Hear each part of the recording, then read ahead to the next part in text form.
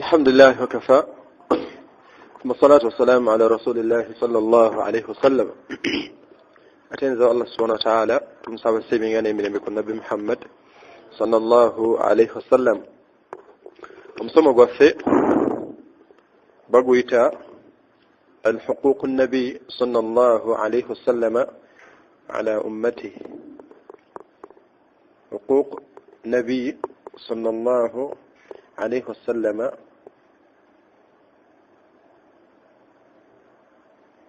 على أمته وبفنانا بيا أمين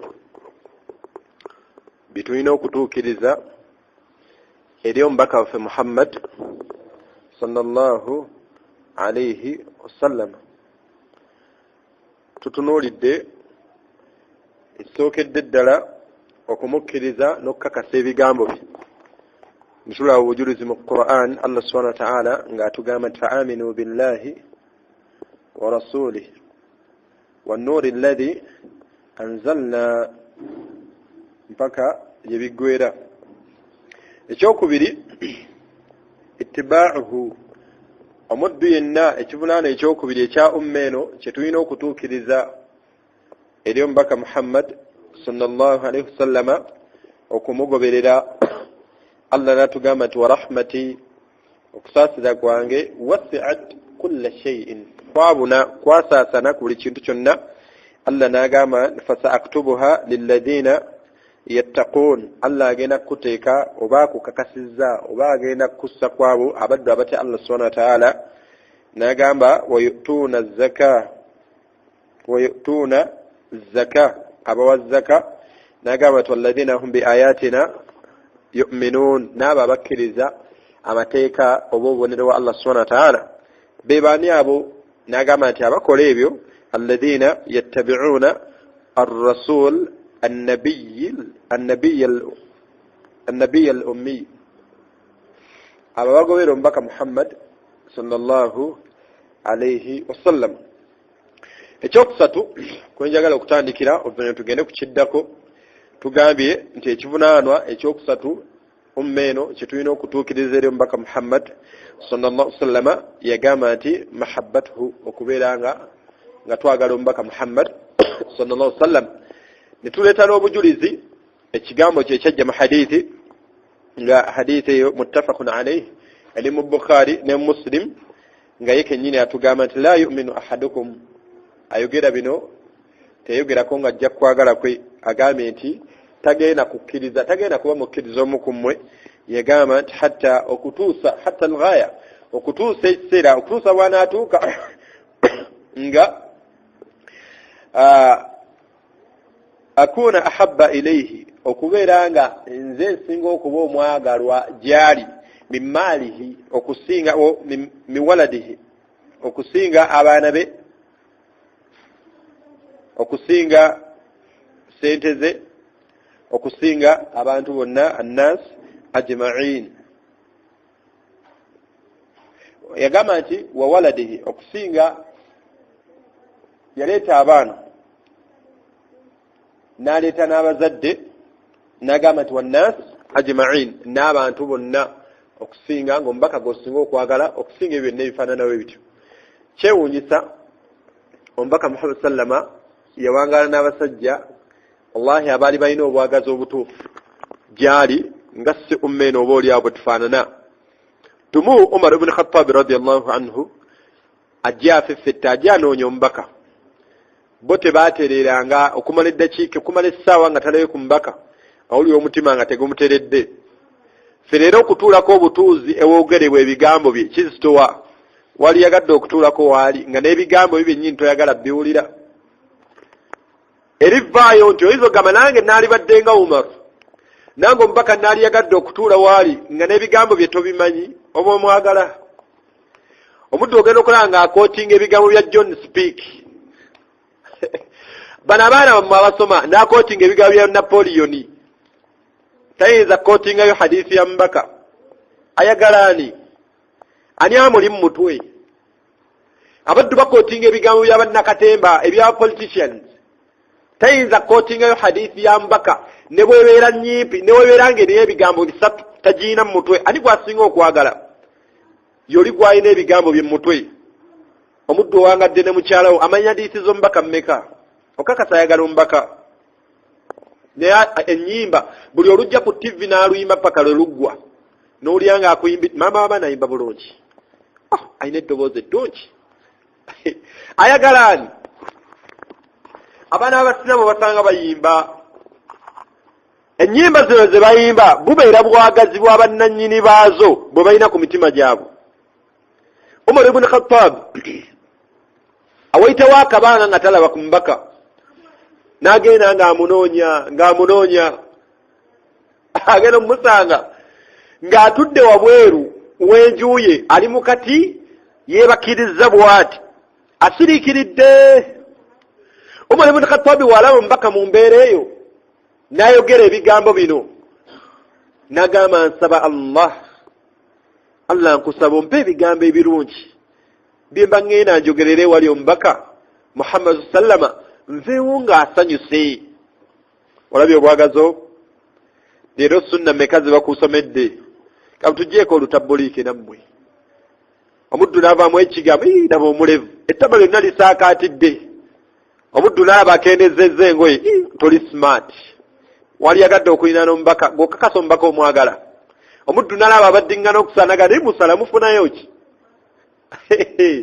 bwetyo umma bwefaanana eri omubaka Muhammad sallam abaffe tetwamwagala bano abaana bammwe oddayo waka omusanga ali ku tv ng'akulukusa amaziga kyekimukaabya akazannyo busopusi buno bwe balaba mama w'abaana akaaba abaana bakaaba naye nga tebannasaala zuhuri asuli tebaasadde magaribi basanze balaba kazannyo bayingidde mu ishaa'i naye bakaabira kazannyo kali ke balaba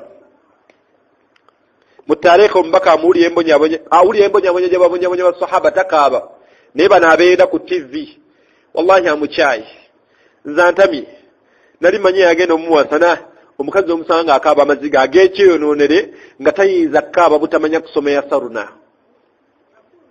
tamanyi utagimanyi bwefaanana tamanyi twa'u bwe yatulwa bw'otuuka ku ayini ezawulira ngero nsonge naye omusanga akaaba amaziga akaabira kazannyo. Umar ibn Khattab asaba Allah amugamba nti Allah nkusaba mpe ebigambo ebirungi bye manjogerere wali omubaka nveewo ng'asanyuse. Umar ibn Khattab n'atambula n'agenda wali omubaka n'atuula waali n'amutolera salaamu omubaka naye n'atuula n'alannama.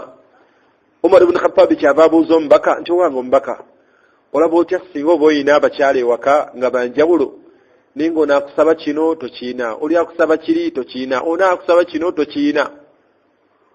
Baga nti omubaka musallama n'aseka. Umar yagaa nti omubaka yasimayiringa enseka ennungi.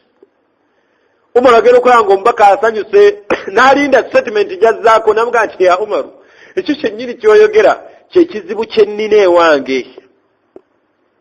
Ono omukyala ansaba bino oli ansaba biri onaayagala bino. Abakyala bagenda ne bakyalira ku bannaabwe bagenda okuvaayo nga embeera gye balabye mu bakyala abalala onayina ebikomo bya golodi onayina obukuufu bwa zaabu onayina ne batandika opeeko bisaba ki omubaka. Umar ibn Khattab agenda okuwulira amawulire ago olwedde nga mu bakyala bannabbi ayinayo muwala we Hafsa. Umar n'asituka n'avaawo n'alumba Hafsa n'akuba nabwo Hafsa obadde ki omubaka yali badde awummulira kummwe mumumazeeko emirembe ali eri muti atudde mumukayanya ali mumbeera efaanana bweti oli wano alwanisa kinyiiza mubaka. Leero umma eno tukola binyiiza mubaka sallallahu alaihi wasallam. Obwagazi bwaffe eri omubaka buliwa basahaba nga emmere balema okulya dumu Abubakar mu initial stages za da'wa eno nga nabbi akoola abantu eri obusiraamu emyaka egyasooka oba ennaku oba emyezi egyasooka Abubakar radiyallahu anhu akwata ekkuba atambula agenda n'omubaka mu katale e Makka bagenda bakoola daawa fi sirri mu kyama bagenda bakoola abantu mpolampola. Abubakar n'awulira nga mutuufu abantu tuli kumaze abantu bano tubagambe ekituufu Abubakar abayita ya ayyuha tujjar abanga abasuubuzi bali bamuwa pedigree bali bamuwa ekitiibwa yali musajja nga ekikaace kiina omukono gw'amaanyi mu ikonomi y'e Makka ne bateekayo ebirowoozo Abubakar kikyagamba nga balaba ayimiridde n'omubaka n'abagamba nti abange gonna amasanamu ge musinza ge mulaba okwo ku Kaaba tegabagasa musinze Allah subhanahu wa ta'ala mukkirize ne Muhammad ono nti mubaka wa Allah buli yali akutte ennyanya obona akutte watermeloni ona akasse katebe ona akas ne bakuba Abubakari ng'omubaka tebamukwata ne bakuba n'ayogedde bakuba Abubakari n'abeera conscious n'awulira nga azirise ne bamukuba to the extent bagamba omwanyisaga nti Abubakari yali anaatera okufa omusajja omu kyava abakoboko n'abagamba nti abange bwe tunatta Abubakari ono famire ye y'amaanyi mu ikonomi y'e Makka bajja kukwata ssente zonna baziggyemu akatale k'e Makka kajja kugwa tumuleke naye nga fensi yonna ya Abubakari ewulubadde ayogedde nti omubaka ono Muhammad mubaka wani mubaka wa Allah kyekimukubya naye kyenjagaddemu bakwata Abubakari ono bamusula bamutwala eka bataaliko munyiganyiga feesi emba zino bazizza amaaso gabaagakubye emikono baagikubye Abubakari bwe yadda bw'atyo engulu kyeyasooka okubuuza omubaka ali atya naye nga tebamukonyeko yadde oluyi Abubakari agezaako okutuula omugongo gumuluma baagukubye Abubakari munaye tosobola kutuula galamira nga bw'obadde omubaka ali bulungi n'agamba naye mundeke ngende nnoonya omubaka ali mu mbeera ki mpulira njagala mulaba gwayagala naye nga gwayagala okulaba baamuwa amawulire amaga nti Abubakari omubaka tebaamukonyeeko gwe wekka gwe baakubye omubaka talina buzibu wadde oluyi tebaalumukubye Abubakari agamba nedda mmala mulaba agamba okulaba omubaka ajjudde ebiwundu emimwa baajasizza emikono baagikubye feesi yonna etumbidde mu bbanga eti agamba njagala kulaba omubaka abange omubaka aliwa munda omubaka aliwa Abubakari yeekakaba okutambula n'agwa n'addawo ku buliri n'addamu n'asuka n'agwa n'addawo ku buliri abaakyali awo ng'omubaka Muhammad sallallahu alaihi wasallam ayingira agenda omutira bwati nga talina buzibu n'agamba nti omubaka tolina buzibu bonna tebakubye nekana nti Abubakari alhamdulillah tebeereza kye bankoze naye baakubye ggwe obwedda ngezaako okukutaasa banziza eri ngezaako okukutaasa banziza eri ngezaako okukutaasa banziza eri naye nkuleetedde amawulire ag'essanyu Allah subhanahu wa ta'ala ngambye nkubuuze oba nkugambe nti musabe kyonna ky'owulira ky'oyagala Allah akugambye musabe kyonna ky'owulira ky'okola ki ky'oyagala amawulire ag'okubiri Abubakari gennina Allah subhanahu wa ta'ala akuwadde ejjana kati asabe ki ejjana tagifunye yavuga nti Abubakari Allah tabaraka wa ta'ala akugambye saba ky'owulira ky'oyagala ate ekyokubiri Allah ejjana agikuwadde Abubakari n'asaba ekinene oba ggwe walisabye eki ku bwavu obukulumye bampe akeedi 10 bampe emmotoka 7 bampe abakyala 8 bampe malereri weerera ejjana ebyo Abubakari yasaba ekintu eki kyewunyiza ekyali mu hadiisi eyo Abubakari yasaba ekintu eki yagamba Allah nkusaba onnuŋŋamize maama wange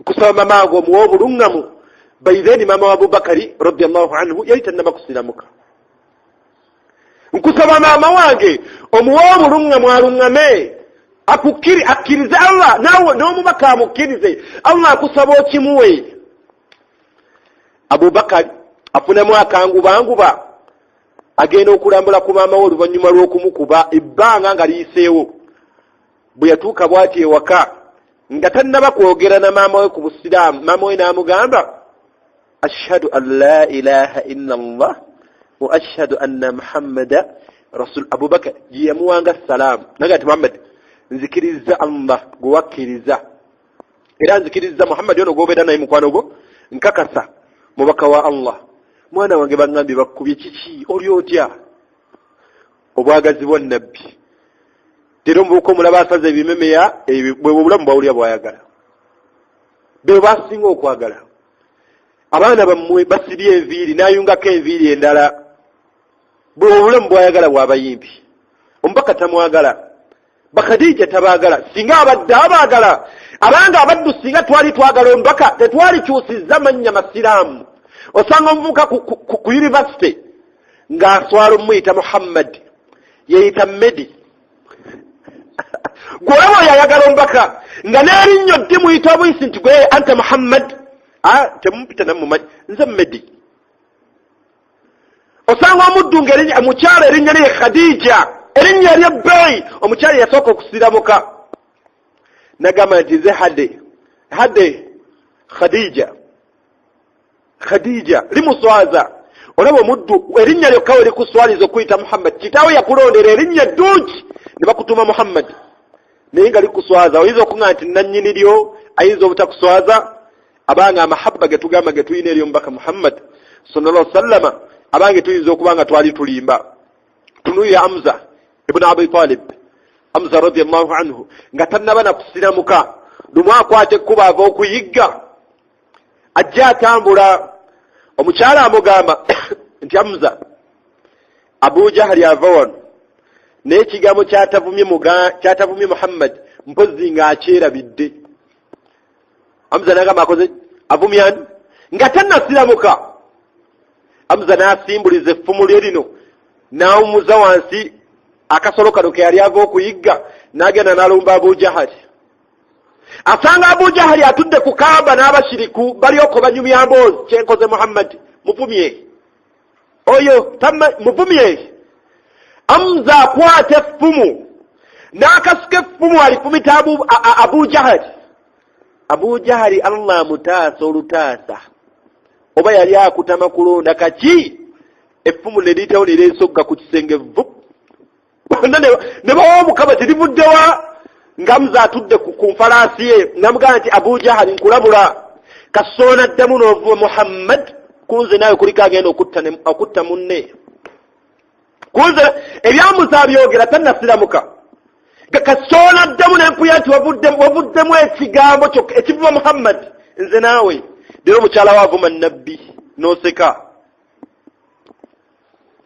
leero mukama waavuma Nabbi mutugjeeko emirevu laba omurevu gwonna n'oseka mukyala wagamba mpolampola nze oba ogenda okutambula nange taata w'abaana oba obupola obuligo obw'abaana abato tugeza n'otambula oba obupola ogenda nani sunna gyavuma yaani ya Nabbi Muhammad sallama olidde bano bagala baffe abasomya oluzungu abasomya actually nga n'oluzungu lwennyini lwayogera lufu adda ku sunna za Nabbi n'azikakkanya avuma Nabbi omuddu yenna bw'avuma sunna ya Nabbi aba avumye Nabbi si bwe guli kuba yenna nnyiniyo enkola y'omubaka bwali buluŋŋamu omuddu avuma sunna ayinza okuba nga ayagala Nabbi ng'ayinza okuvuma sunna ya Nabbi basahaba obwagazi bwe bali balina eri Nabbi ng'oluusi akola bukozi nga tabalagidde bonna ne bateeka mu nkola zino sunna kaburiya baadiya nga tezibalumya mutwe leero noonyayo musiraamu asala baadiya asala kaburiya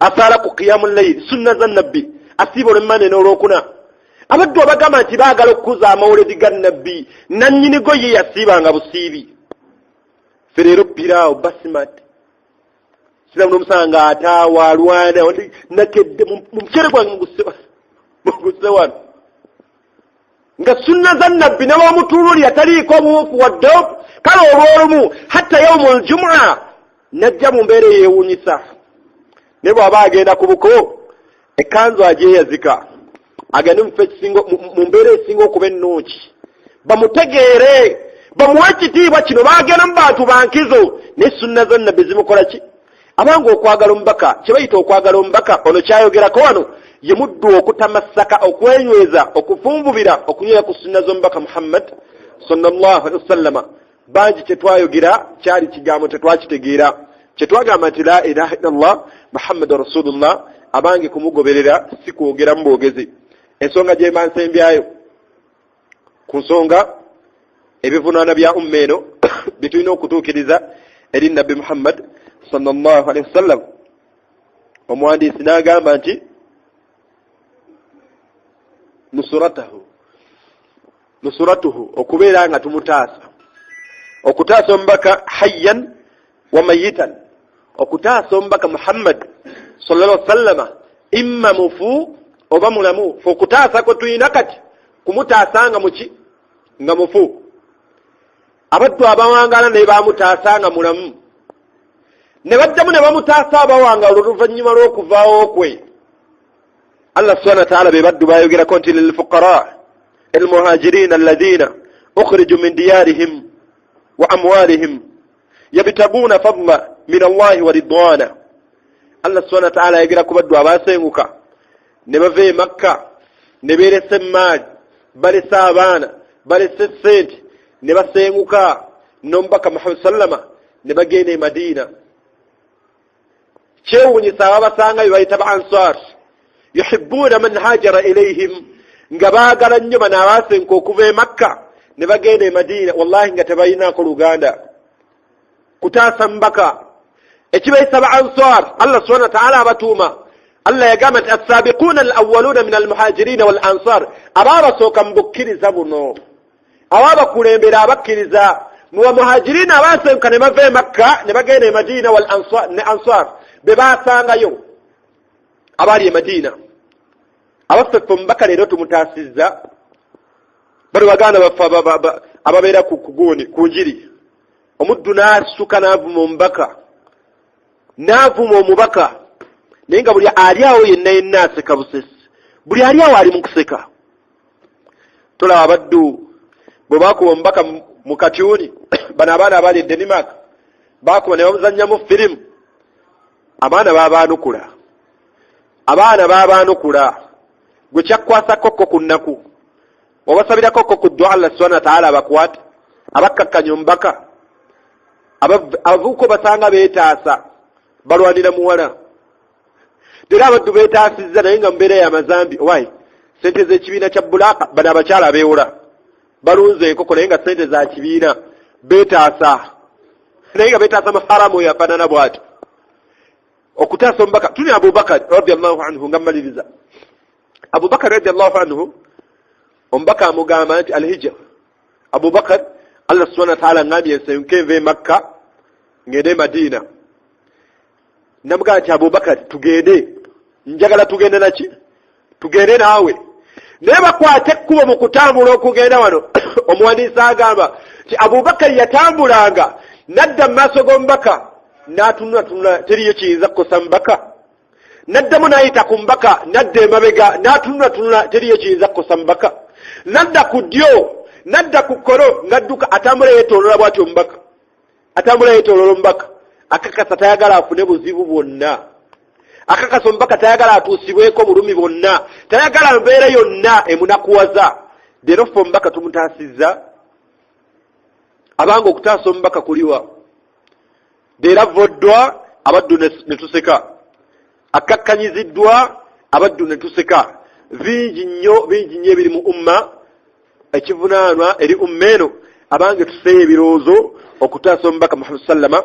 Omuwandiisi atugamba nti nga mulamu newankubadde nga mufu. Allah subhanahu wa ta'ala abaddu bali abaatukulembera bwe baataasa omubaka Allah subhanahu wa ta'ala n'abanywezaako ensonga ennene yagamba nti radiyallahu anhu wa radu anhu. Yagamba nti dhalika liman khashiya rabbah. Omulyango gukyali muggule. Dhalika liman khashiya rabbah. Awo oba oyingira mu mulyango ogwo aya gye yakoma liman khashiya rabbah. Buli oyo yenna ati Allah subhanahu wa ta'ala agenda kufuna ku biri ebyafuna. Omuddu okutya Allah subhanahu wa ta'ala olina okubeera nga ekisookera ddala omukkiriza era ng'okkiriza omubaka Muhammad sallallahu alaihi wasallama. Abange tutaase omubaka Muhammad sallama tutaase ekitiibwa kye tutaase sunna ze tutaase byonna ebimukwatako omubaka Muhammad sallallahu alaihi wasallama. Abaddu tutaasizza hatta omusiraamu atuuka baganda baffe bano balooya ayimirira mu kkooti bw'ati naye ng'akakasa era omuntu bw'agenda ewa looya ng'alina omusango looya asooka mubuuza kituufu omwana w'abandi wamukutte naga nti ennamukutte. Kituufu omusajja wamusse nti ennamusse.